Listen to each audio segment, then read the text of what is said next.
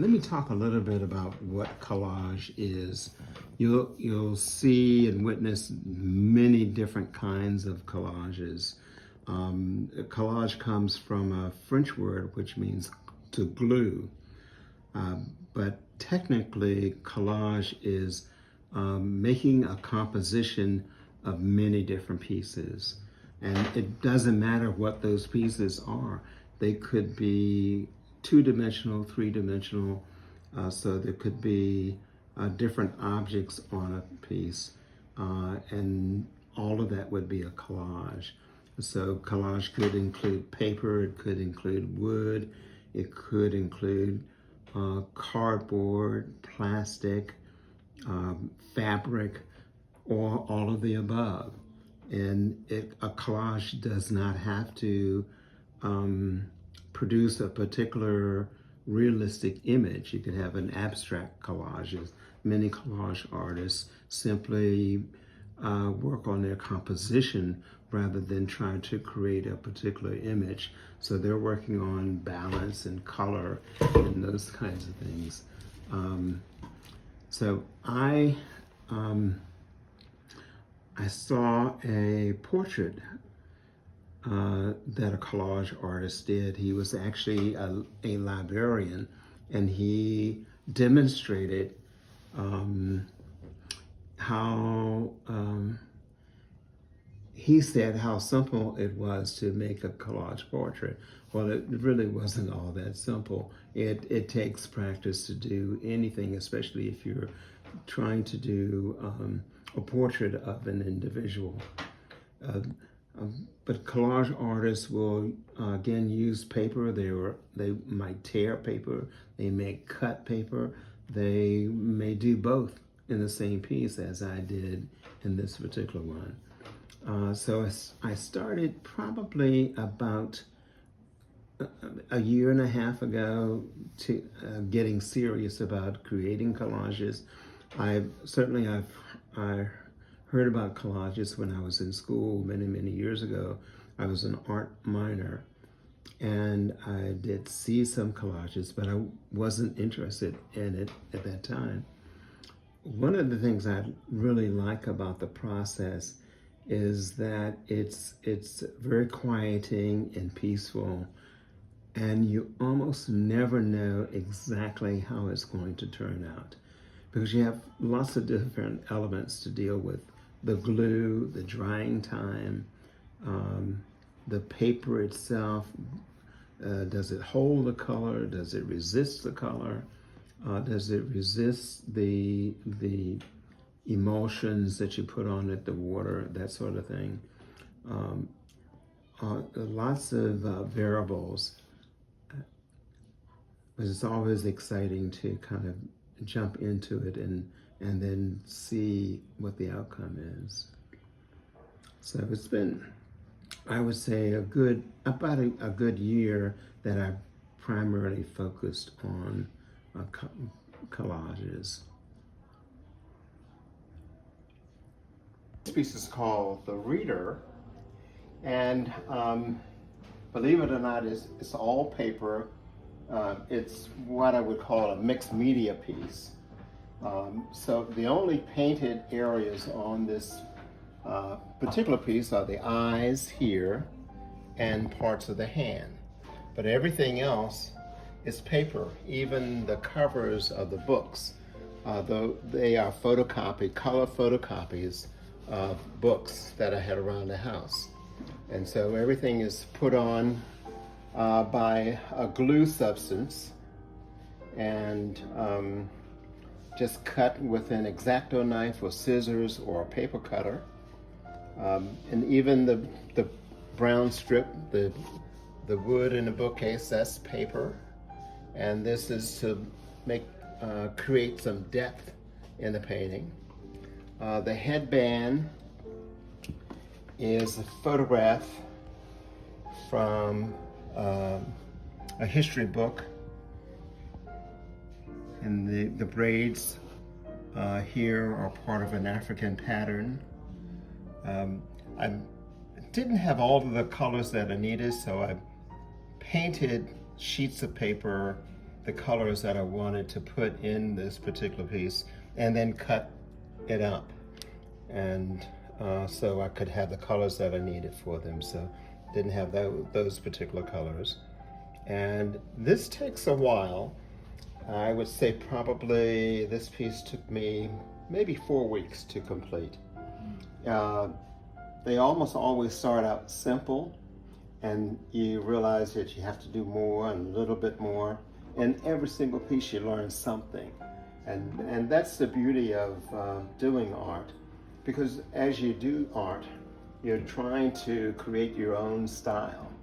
So you learn from what other people have done and things that you develop on your own. Like I wasn't really sure how I would do the hair, and I played with this. This is layered and layered, and I thought I was doing something wrong at first because I couldn't get it correct. And then I heard from several collage artists who say that you have to layer, and the process is layering. And even with acrylic paint, a big part of the process is layering. And one thing I want to point out in this particular collage, most people don't notice this world map is upside down. So we have the United States in the north and Canada in the south. But you notice that all the lettering is correct, but it's kind of a different perspective. And that's the sense of this whole piece. It's a different perspective. Someone who's into reading books and is amazed by the different perspectives that they find in history. And so the history, a lot of it is connected to African American history. So you have performers, you have historians, you have political leaders, you have motivational speakers, all reflected in this piece.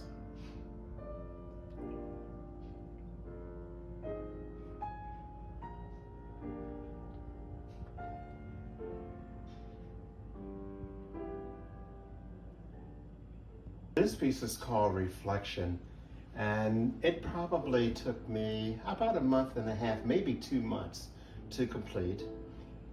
This is all paper. There are some colors here where I, again, painted different sheets of paper and then cut the paper up and then position them on the face. And the process is drawing it first. Almost every piece starts with a sketch, and that's true for most artists, but not all. Some like to just jump right into creating the figure, but I like to get my proportions correct first. So I saw an image on Google and just changed the image. I don't think the hand was there. The original image had the hand in front of her chin, and I wanted on the side, because the name of this piece is called Reflections, and I wanted this individual to be from the African diaspora, and she's reflecting on the history. So if you notice, we start with ancient history here. So you have the ancient kingdoms of Songhai, and you have the Egyptian Empire, Upper and Lower Egypt, and then you move into more current history, but this is probably still in the 1950s, 1940s. And I put some personal pieces in this, kind of hid them in this particular piece. This is a relative of mine, although I don't know his name. I'm still working on my ancestry to figure out exactly who he is. My guess is that he's my dad's dad, so my great-grandfather, someone I've never met. And on the opposite side of him is my dad. He went to Howard University for a while, and he was in what we call the Reserve Officers Training Program there. He left Howard and started his own business, opened a restaurant, and this is a menu from a part of a menu from one of his restaurants. Now, I wanted this piece to speak not only in a visual sense, but also in terms of words. So this is a paper that was published, I would say, in the 1900s, early 1920s, and it's called The Crisis Magazine. And the publisher, the main editor, was E.B. Du Bois, and it kind of kept folks informed. And so from this individual's experience, she's reflecting, and that's the name of the piece, Reflections. She's reflecting on not only her history, but her current environment, most recent history, and maybe, in a sense, a reflection of what's to come. But it's in here, it's kind of all blended because we live in a real life environment that is a good mixture of the past, the present, and the future. In here, I try to reflect some of women who she might reflect on, like Maya Angelou and Oprah. In here are the music industry. Atlanta Records was a big record company, and Motown and Ebony Magazine played a big part, especially in the early 60s. And as you get toward the right corner of this piece, you get into more the current history, the protests. What I tried to do up here is to have some of these figures connect. So there's a visual, physical connection between the individuals, and some may not even be in the same time period. But we have Michelle and Barack Obama, and Dr. J, who would have played basketball probably in the 70s. And then a dancer connected here, another dancer below that one, and up above we have protesters. And so it's, as I tell my daughter all the time, we're all connected in some way, shape, or form. And everybody has a voice, and everybody has a history. And it is critical that we connect to our history and understand that we're connected to our future. His name is Ira Ulrich, and he was a famous actor. In fact, there's a hall at Howard University named after him, the Ira Ulrich Theater. And many performers have performed in that particular theater, but he was an opera singer for the most part.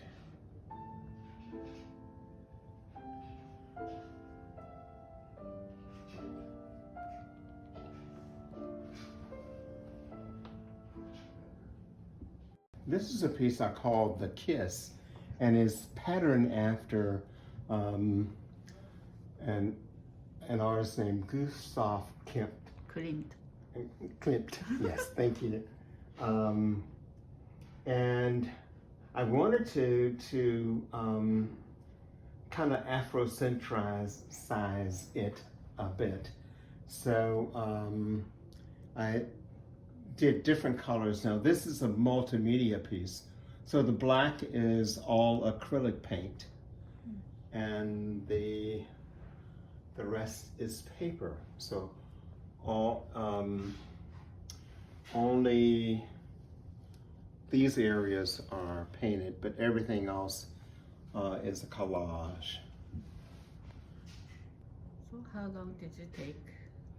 This took probably about 4 weeks to complete, and may not have taken me that long, but I would stop and think about where I wanted it to go, because initially I thought I would make it all paper, and then it just didn't seem to, on paper, it didn't seem to have the same impact, and so I changed the design to do the black to kind of push out the figures so that they would stand out a little bit more.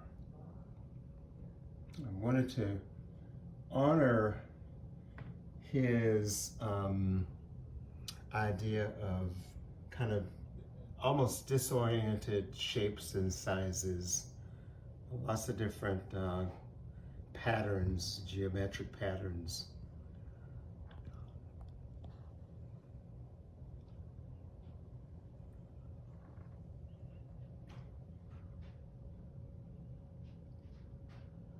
And as I look at this piece, and as happens with a lot of paintings, sometimes it's tough for an artist to know when to stop, and you know what is too much. This is a piece that I probably will go back to, and I might work on that bottom piece that you're looking at now. The original piece had kind of a rug underneath their feet, and I think I want to extend that, those dots, to make it look more like a rug covering all of that. So eventually I'll get back to this. This one? That's called a Sankofa, and what it represents is looking back and bringing forward. So the concept is that you look back to see who you can help to move forward, to bring them forward. And the Sankofa, sometimes you'll see them with that dot below the beak, and that's dropping a seed. And when you drop a seed, you're starting the planting process so that something grows behind you. And so that's the concept behind that.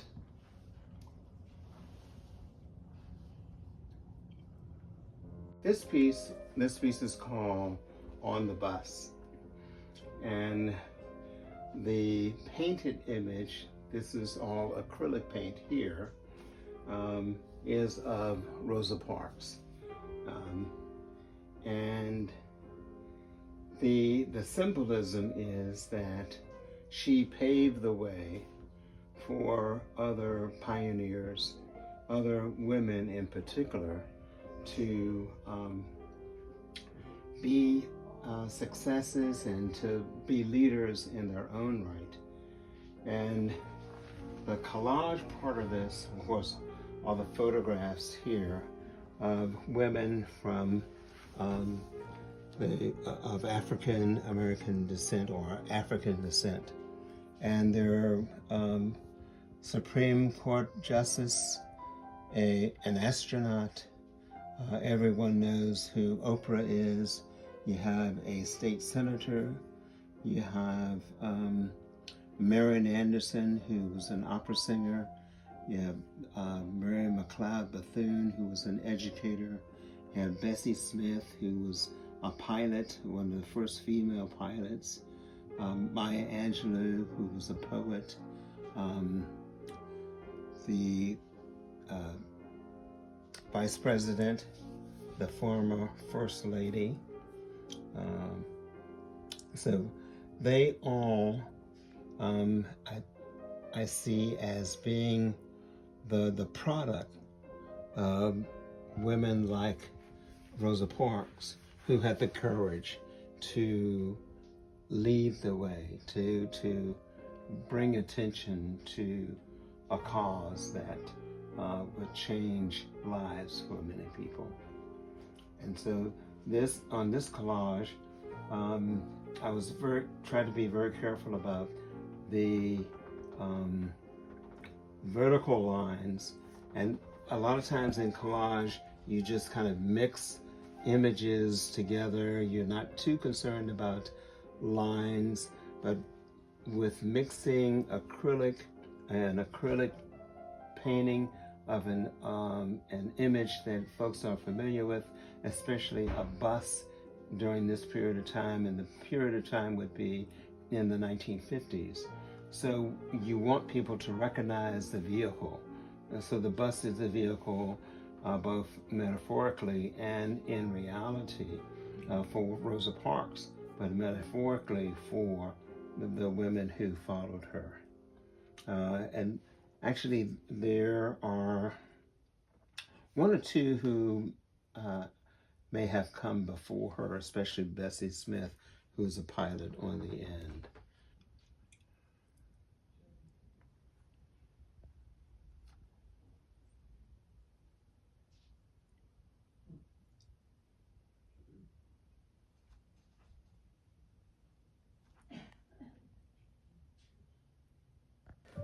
This piece is called Reverence. And what I wanted it to reflect is an African or Afrocentric motif. You'll notice the face of this image is kind of a stylized, almost iconic African mask. And in addition to it is what's called a Sankofa. The Sankofa bird symbolizes planting a seed for those who follow. And so the title of the piece is Reverence. You plant a seed for those who will follow because you have reverence for the steps that you've walked in and the direction in which you're going, enough so that you want others to follow. So this collage is on an acrylic background, but the acrylic part of it is only shown through the layers of the collage, and that's intentional to give it a mosaic kind of look. But this traveling through time, the hair suggests movement, and planting the seed suggests that we stop long enough to plant a seed for those who will come, who will follow. Yeah.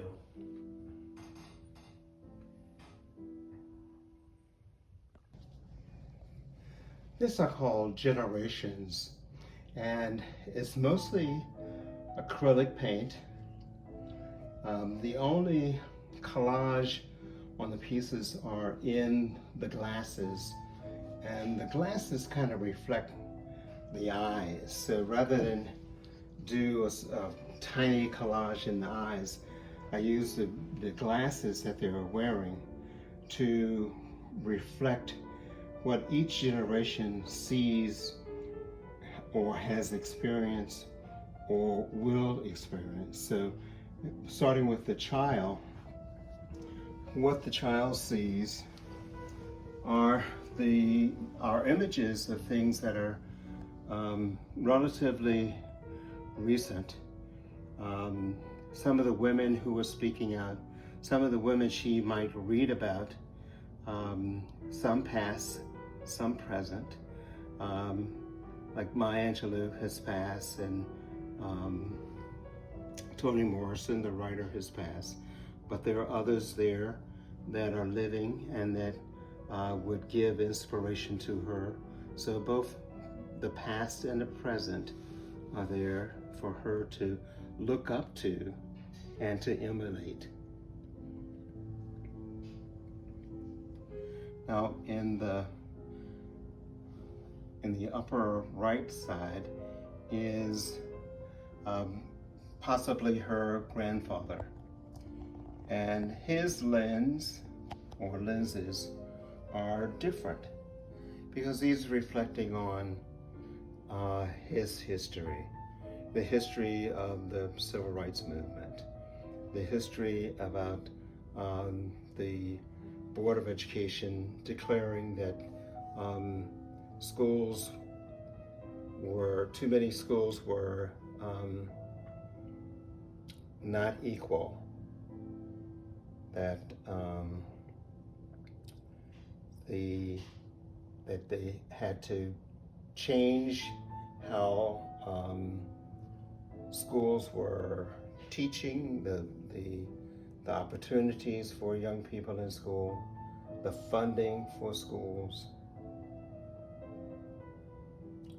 And he's looking at the civil rights movement, the freedom riders, those who boarded buses, mostly Greyhound buses, headed to the South, visiting rest stations and being refused to, not being allowed to use the facilities, and meeting a lot of hostility along the way. So what he's reflecting on, some turbulent times, but also signs of progress. And so he's seen a lot of progress over his time on earth.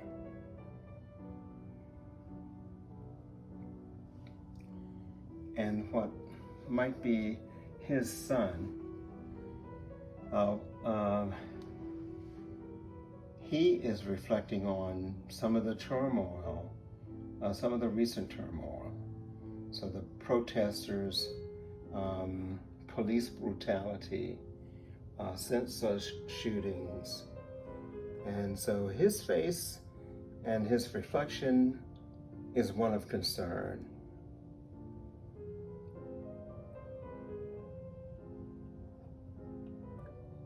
Now his concern is kind of underlined by strength, and that he's of a generation that will also stand up and that will also speak out.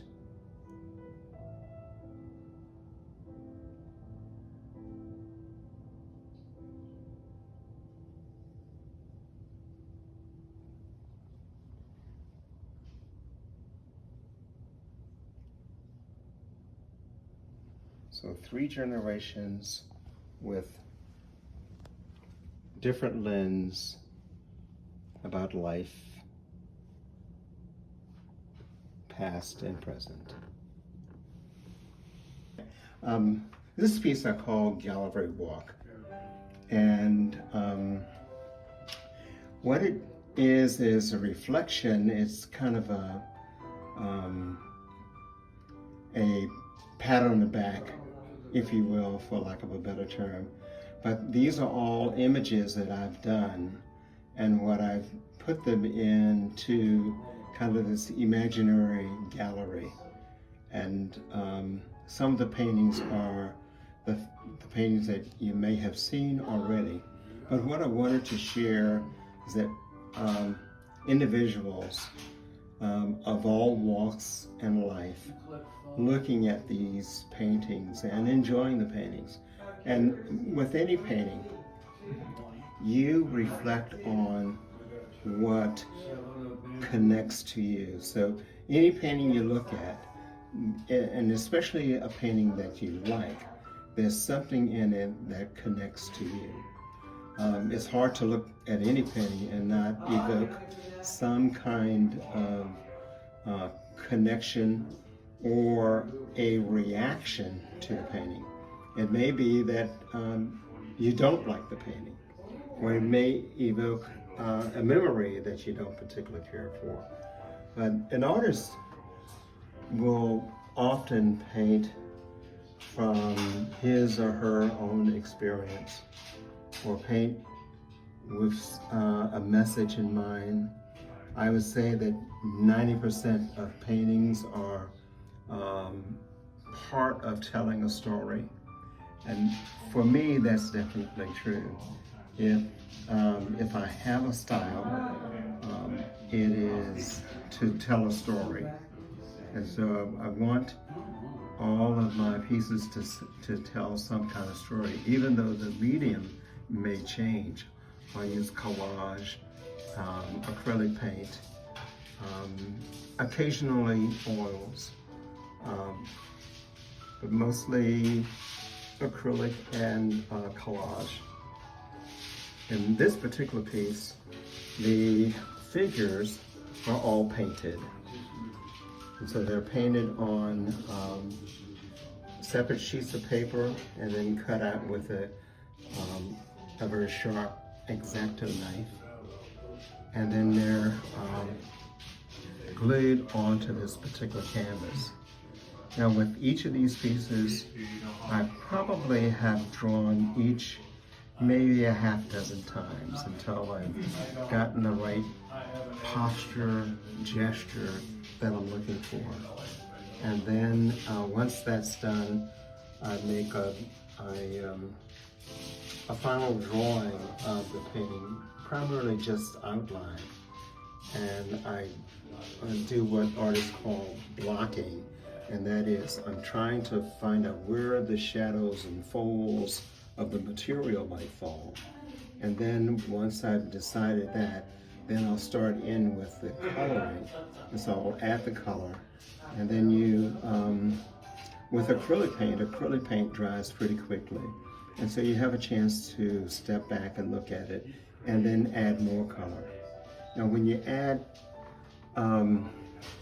acrylic paint to a collage and you apply an adhesive or glue, you almost always have an issue with the color fading or the color actually coming up. So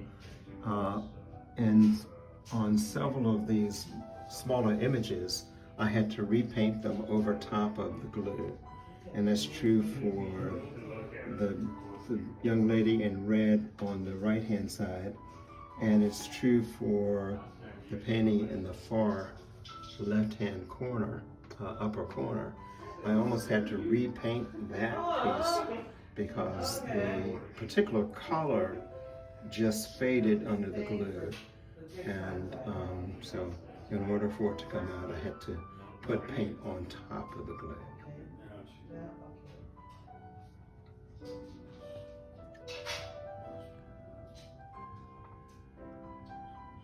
This is seeds your future. You're painting on people. Yes.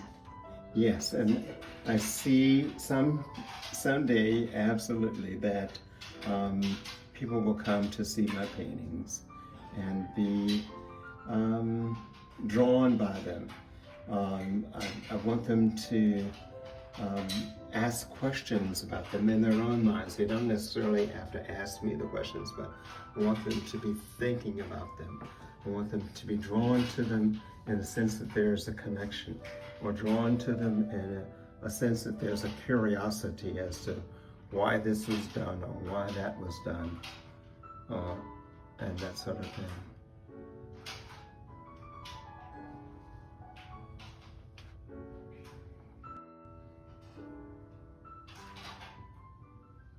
This piece is called Homage, and she is simply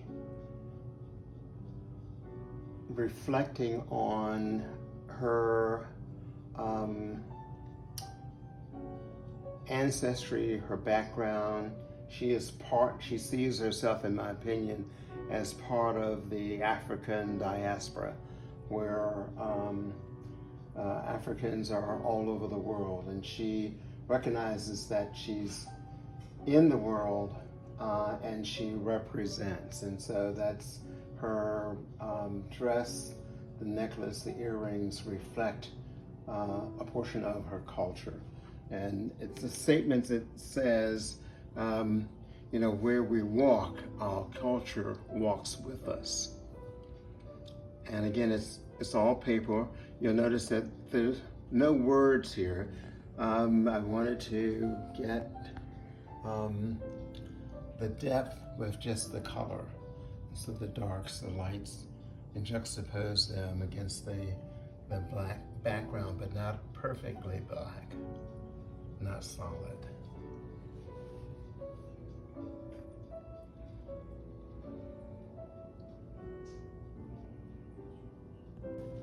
This piece is called The Guitar Player, and it was a fun piece to do. I didn't want to do a kind of a realistic image. I wanted it to be somewhat impressionistic, almost an objective, abstract kind of piece. So it's a guitar player who's into what he is, what his skill, what his passion is, and it just plays a note that kind of resounds with being into your craft.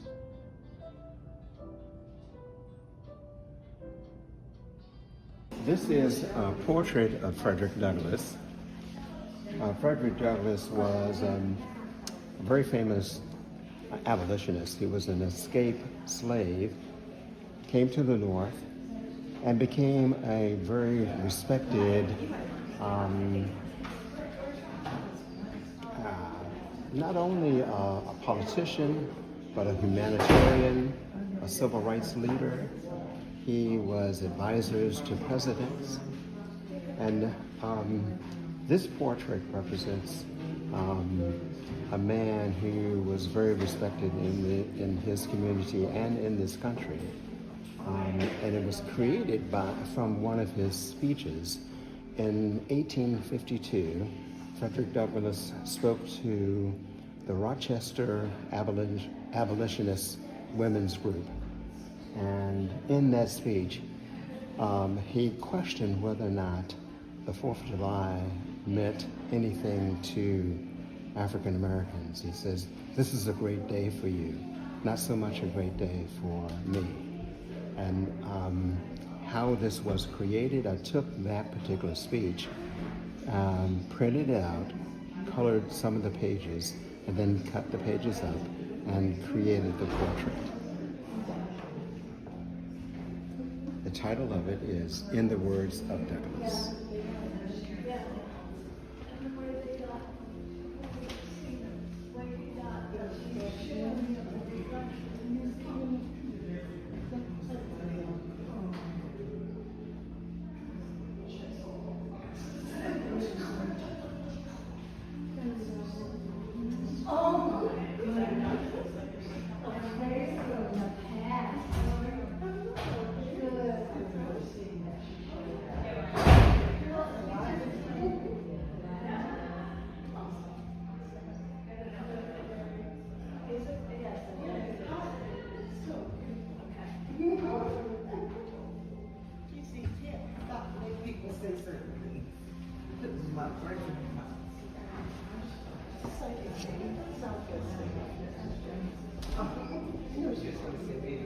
For years, I've been interested in different kinds of art forms. And then less than a year ago, I saw some collage art pieces that really took my attention, captured my attention. And I wanted to do something a little different. I decided to select speeches, in some cases, poems, different stories, and make an image out of the speech or the story. And this is a case in point. This is called My Dear Fellow Clergymen. And it's from Dr. Martin Luther King's letters from the Birmingham jail. Now, he was criticized by clergymen for protesting and being such an activist. They wanted him to wait and be patient. And in his letter, he says that he can't afford to be patient. What I did was I found the speech and printed it out, colored the different pages in different colors, different shades of gray and black, and then cut it all up. Then I drew my sketch. Virtually every artist, a visual artist, will do a sketch first, and sometimes multiple sketches. And the same is true with collage. there's so many different styles of collage. Some collage artists tear the paper, some cut the paper, some just use colors, some use different styles and different weights of paper in the same piece. In this piece, all the pages pretty much are the same weight. The only difference is the color. You might notice that some of the print is larger in other areas, and I did that for interest, just to make it give it some depth. And so I drew the image and then started putting in the darker pieces to identify the image of Martin Luther King. The challenge with doing Martin Luther King is that everybody knows what he looks like. So your image has to be at least fairly close to what most people recognize as Dr. Martin Luther King. In this piece, I wanted to especially get that pensive, kind of iconic photograph that was taken when he was in the Birmingham jail. And they would not allow him to have paper. So on just about anything he could find, he wrote his letter back to the clergymen, and that eventually became a book. So the challenge is finding the light, projecting the light on his face, and getting an emotion. I think almost every painting has its own emotion. And so I wanted to get that kind of pensive look for him that says, you know, where are we? What are we doing? And where do we go from here? This piece is called Huddled Masses. It is a collage, but it's more accurately defined as a multimedia piece or multimedia.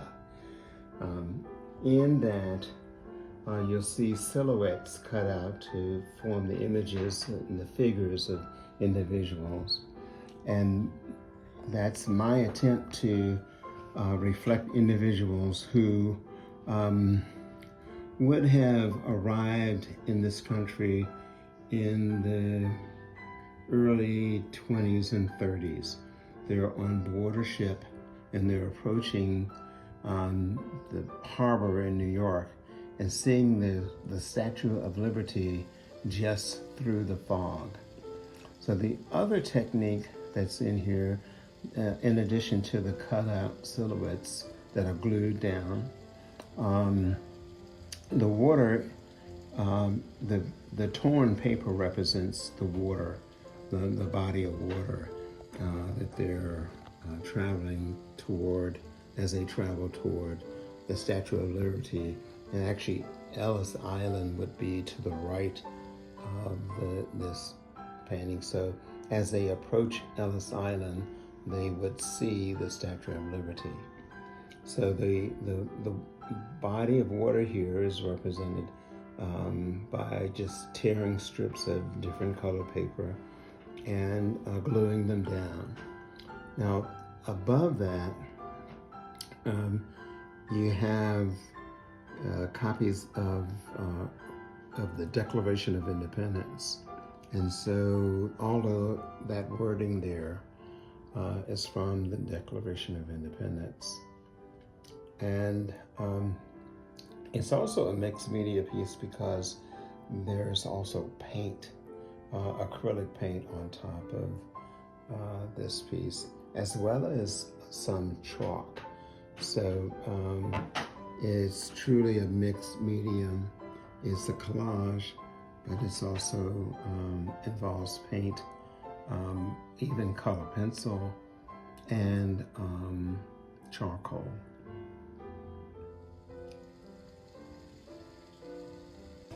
This is called I Have a Dream, and probably no surprise,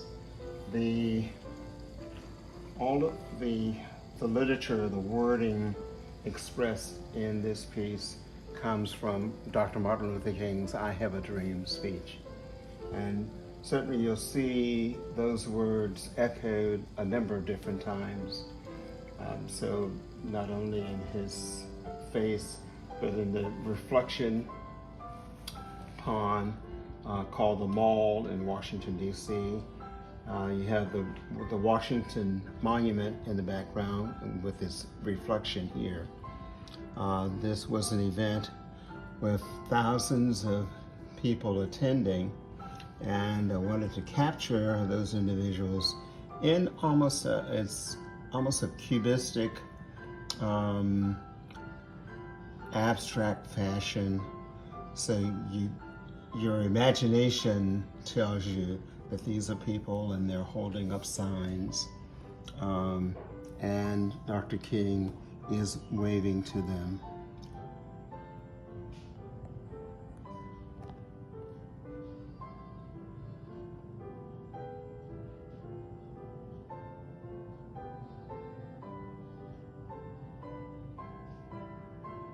This facial area, it's like a 3D. Yes. Did you make that? When you're doing, I find when you're doing a portrait in a very small area, it is really difficult to get everything lined up just right. And so the beauty and the curse almost of collage is that you have an opportunity to overlay. And so in some areas, there's a build-up, and in some places it works, in other places it doesn't work as well. But that gives you some tone and texture, and that's probably one of the things I like about collage, is that there's a lot of texture, a lot of energy in it. It's not a flat piece.